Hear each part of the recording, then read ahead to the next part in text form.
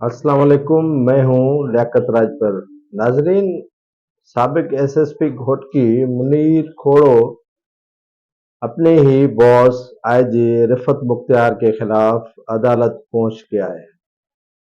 Sindh high court Sukkur circuit bench में उन्होंने petition दायर की थी कि उन्हें गैर कानूनी और बिला जवाज घोटकी से हटाया गया है, लिहाजा उन्हें घोटकी पर दोबारा एसएसपी तैनात किया जाए।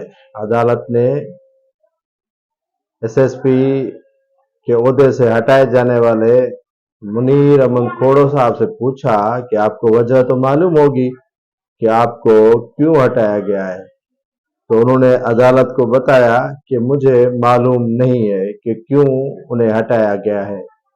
बहरहाल, जब वजह का पता नहीं, वजह की मालूमात नहीं, या आपको हटाने का आपको ही इल्म नहीं, तो ये सवाबदीदी अख्तियार तो आईजी सिंध को है कि आपको हटा सकता है।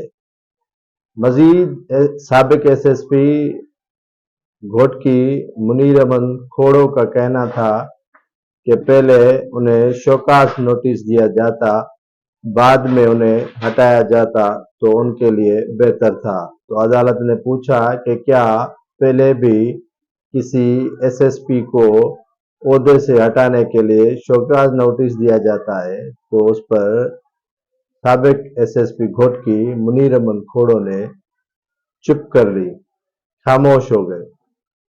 अदालत ने मुनीर अमन खोड़ो की पटिशन को खारिज करते हुए उन्हें अनसुनी कर दी।